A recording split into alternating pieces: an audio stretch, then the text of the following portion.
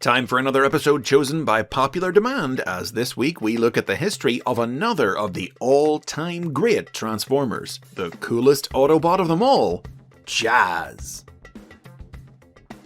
The toy that would become the original Jazz was first released as part of the Japanese Diaclone toy line in 1983, and was imported by Hasbro to become part of the first year of the Transformers toy line in 1984.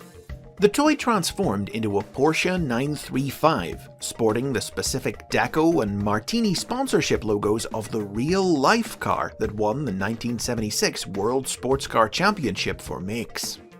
Marvel Comics writer Bob Budiansky wrote a profile for Jazz that characterized him as the Autobot's special operations agent and saboteur, as well as Optimus Prime's right-hand man, a daring, stylish, and all-around cool dude who loved Earth culture, particularly music and dance, a love he could even put to use on the battlefield by using built-in lights and speakers to disorient and deafen Decepticons. In the Marvel comic book, Jazz's personality made him a key player in some early stories as the Autobots tried to acclimate to life on Earth. He was the one to acquire the Autobots a steady fuel supply by establishing relations with human businessman G.B. Blackrock. And in an eerie tale from the United Kingdom's version of the comic, he befriended the young Sammy Harker to gain intel about Cybertronian activity on Earth. Conversely, the Transformers animated series initially chose to focus on Jazz's role as Optimus Prime's right-hand man, with the show's pilot miniseries depicting him as responsible for organizing the Autobot ranks for battle. As the series went on, however, Jazz would never really be shown to have that level of authority again. He was more likely to be found chilling out, enjoying tunes.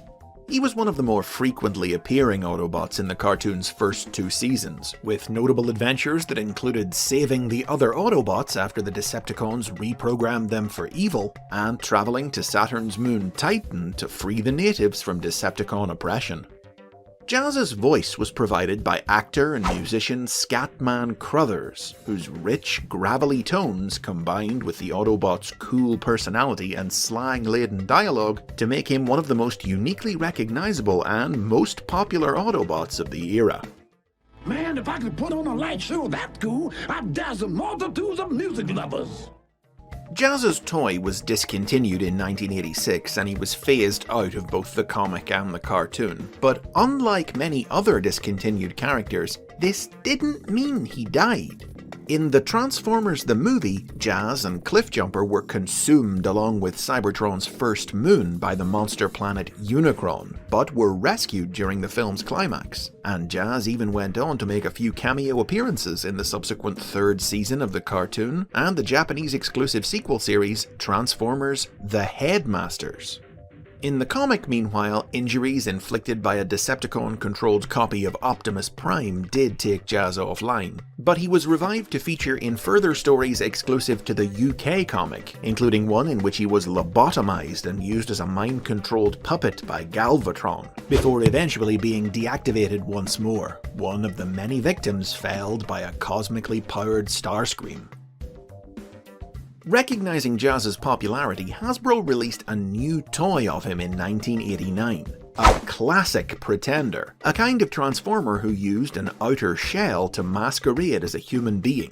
Though many fans have since observed that a Caucasian shell was a poor choice for Jazz. The release of this toy saw Jazz return to life in the pages of the comic, as Autobot medic Ratchet used pretender technology to repair him. The following year, a non-transforming Action Master figure of Jazz was released, his cool personality emphasized by his accessory, the Turbo Board, which transformed from gun to skateboard. And his original toy was re-released in Europe and Australasia as part of the Classics line of reissues. Both these releases ensured that Jazz maintained a presence in the comic for its final year, particularly in the UK series, in which he served in the Autobots' new Earth Force unit. The original Jazz toy was re-released again with a new deco and new accessories as part of the Transformers Generation 2 toy line in 1993, leading him to make a few appearances in Marvel's Generation 2 comic. And a new laser cycle toy of Jazz, in rather atypical green and yellow, was planned for release in 1995, but was cancelled. Jazz would be largely absent from Transformers during the years of the Beast era and the Unicron trilogy, but as one of the most famous Generation 1 Autobots, he inevitably began rising back to prominence in the mid-2000s, quickly becoming a reliable staple of the toy lines and media of the 21st century, in which he's enjoyed the privilege of being portrayed both visually and in terms of personality with a remarkable consistency that very few other Transformers characters can boast. Though certain details naturally change from series to series, he remains the same stylish, swinging, earth-loving culture junkie that he's been since 1984, with even the same basic physical shape and design cues. Though sadly, Porsche's refusal to allow Hasbro to use their trademark has meant no toys of him have ever been able to fully recreate his classic alternate mode. For instance, the first major new incarnation of Jazz, introduced in the live-action movie in 2007, transformed into a Pontiac Solstice instead of a Porsche. He was Optimus Prime's first lieutenant, who eagerly adopted Earth's speech patterns and dance moves after arriving on the planet and scanning the internet. This looks like a cool place to kick it.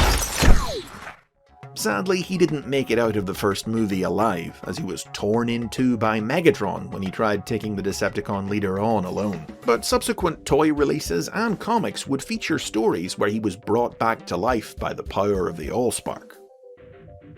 2008 saw the introduction of the Transformers animated version of Jazz, a Hepcat cyber ninja armed with a pair of laser nunchaku, who served as a member of the Cybertron Elite Guard. He often had to play peacemaker when his boss Sentinel Prime butted heads with Optimus Prime, and eventually, tired of Sentinel's attitude, he decided to leave and hang out with Optimus's crew for a while, where he helped fellow martial artist Prowl complete his cyber ninja training. Had a fourth season of animated been produced, it would have seen Jazz formally quit the Elite Guard and join Optimus's team full-time, but these plans never came to fruition. The Aligned Continuities incarnation of Jazz first hit screens in 2010's War for Cybertron video game, with the game's tie-in novel, Transformers Exodus, establishing that he was Orion Pax's best friend in the days before the war broke out, before Orion became Optimus Prime. The 2012 sequel, Fall of Cybertron, allowed players to control Jazz for a level that paired him with Cliffjumper to investigate Decepticon activity in the Sea of Rust, with a toy based on Jazz's appearance in the game being concurrently released in the Transformers Generations toy line. This Jazz would reappear in 2015's Robots in Disguise toy line and cartoon, first coming to Earth to investigate the crash of the prison ship Alchemore and help Bumblebee's team round up escaped Decepticon Ped, then returning for the series finale to join in defending the planet against a Decepticon invasion. Outside of movies, TV, and games, Jazz's most sizable role has been in the world of IDW Publishing's comic books. In IDW's stories, Jazz was one of the first Autobots active on Earth in the modern day, and temporarily served as Autobot leader when Optimus Prime was injured. But his most defining act came when he was forced to shoot and kill a human police officer to prevent the man from killing Bumblebee with a Cybertronian gun. The ramifications of this act would haunt Jazz for years, and made the Autobots' future attempts to work with humanity a challenge. Though his efforts repeatedly landed him in the crosshairs of G.I. Joe, Jazz dedicated himself to proving that humans and Transformers could coexist peacefully, even when it meant going against Optimus Prime, as was the case when Jazz went rogue to round up all the remaining illegal Cybertronian weapons on Earth. With the recent announcement of a Jazz figure for the Transformers Cyberverse toy line indicating we'll be seeing him in the Cyberverse cartoon somewhere down the line, it's clear that Jazz will continue to bring his classic unchanging looks and style to the Transformers universe for a long time to come. After all, to quote the bot himself, if it's not done with style, it's not worth doing. And those are the basics on jazz. As always, head down to the comments section and let me know which version of the character you groove on. Hit the like and subscribe buttons while you're down there, click the bell to be notified about future episodes, or visit Patreon to get early access to new videos before everyone else.